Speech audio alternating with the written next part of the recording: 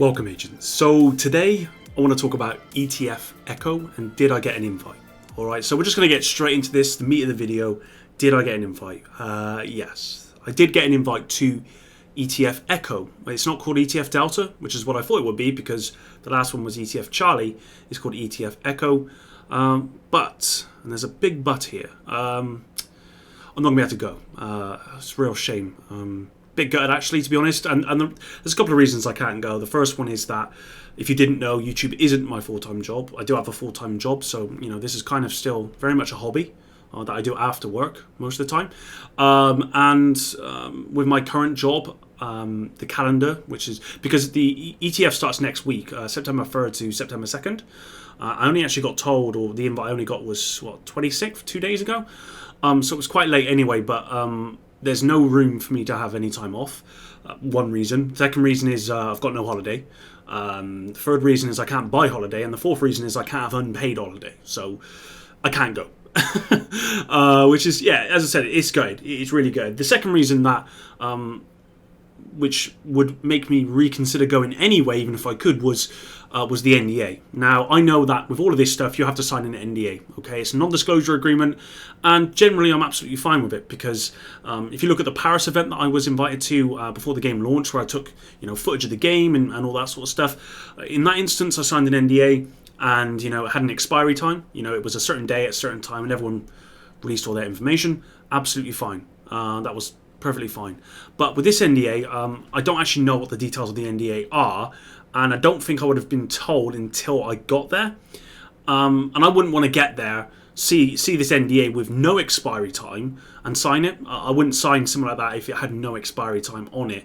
And that's not to say that that would be the case. I highly doubt that would be the case, but you just don't know. So I'd have had to have seen the NDA before I went, before I could even consider going.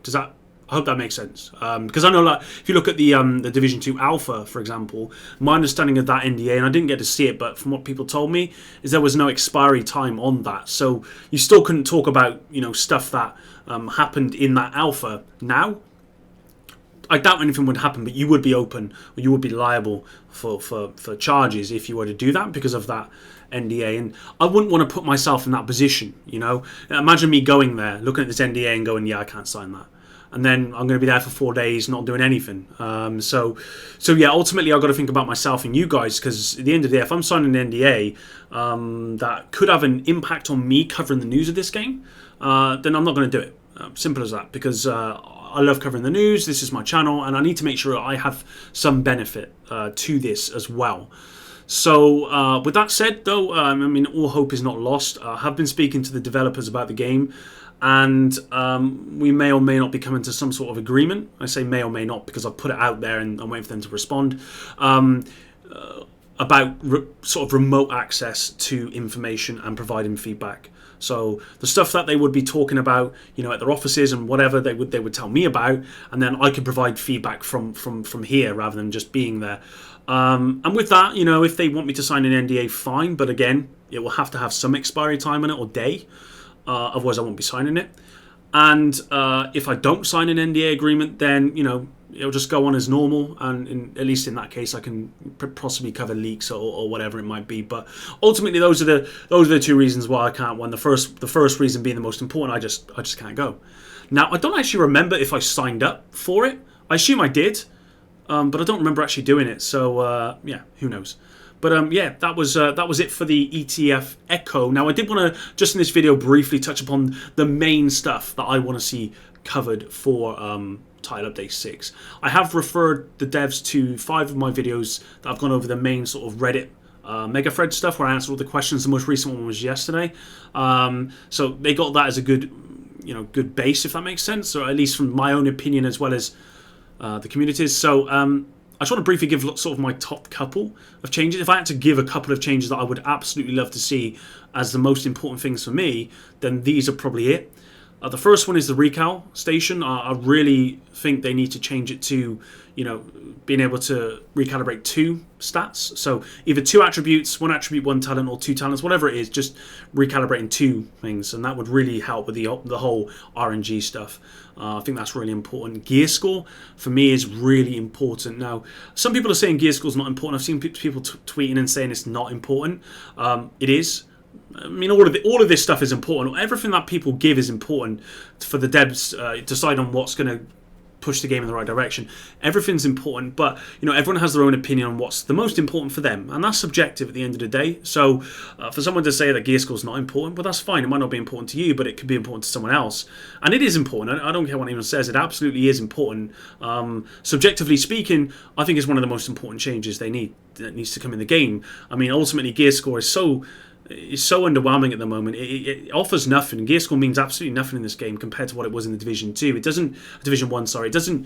It should represent your power, right? And it doesn't. It doesn't represent that at all. You could get a gear score 500 piece of, whatever, and it won't be as good as something that's like 470.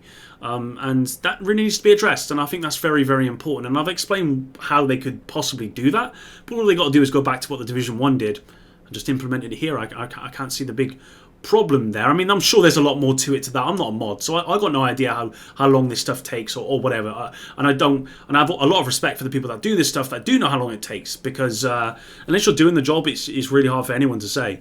But I think gear score is really, really important. Next one is that the loot pool just needs to be drastically reduced. There's a couple of things off the top of my head that I can think of. The first one is that skill mods need to be changed to like weapon mods, where they're just unlockable, and then they need to scale to skill power.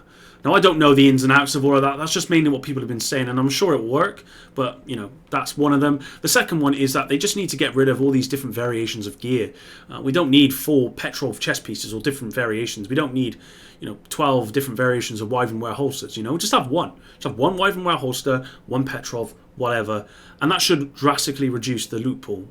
So yeah, those are probably the main ones I can think off the top of my head. Oh, actually, PvP.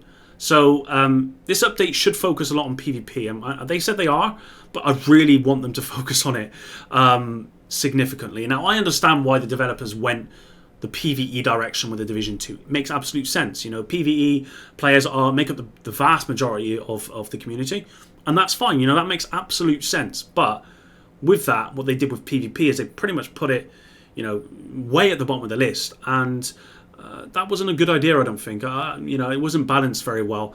And you look back at the Division, right, and it was built around the Dark Zone. The reason why that game lasted so long was because of PvP in the Dark Zone. If you were to ever go on Twitch or whatever and you'd watch someone stream, it was always the Dark Zone. No one was streaming incursions, really. Let's be honest. Most people were streaming, Dark Zone, and most people were making videos on builds for PvP, not for PvE so much. There was still PvE stuff there, but it was mainly for PvP. And don't get me wrong, PvP in the Division 1 was a mess, but it was a fun mess.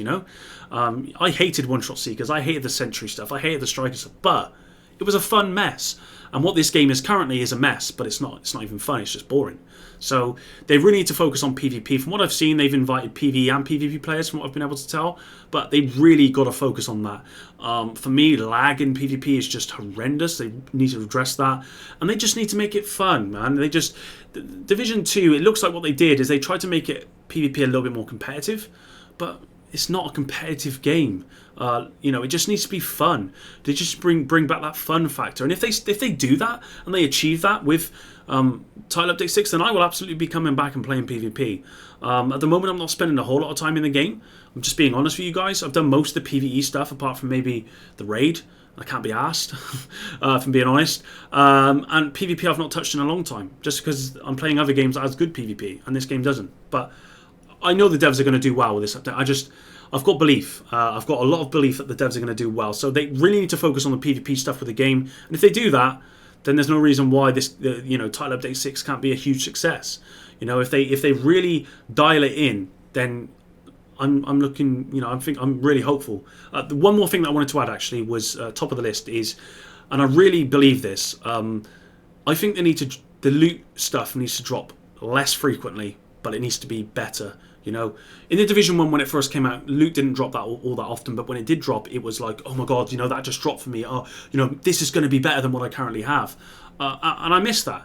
With the Division 2, and even towards the end of the Division 1, you know, loot just dropped everywhere. You know, you can loot here, there, and everywhere. And it's great for materials, you know. In the Division 2, it's great to deconstruct and get materials. I'm looking at the time here, and it's getting on. So I'm just going to finish this point. But, you know, it's great for materials, even though the cap is really low and it needs to be increased massively.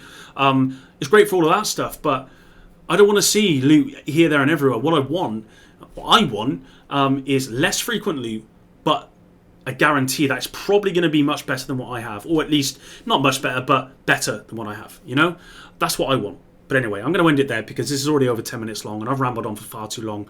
This video was just meant to be about ETF Echo and I've started going off on a tangent here. But yeah, sorry guys, I won't be going. But you know, it's not going to change for you guys. Ultimately, I'm still going to be here doing my thing. Yeah, if I can get information out to you guys pre-release or public release, if the devs allow me to, if they give me that opportunity, then you've got to hear first. You know, I'm going to be here and I'm going to be doing my thing. Anyway, thanks for watching, guys. Until the next one, Epic out.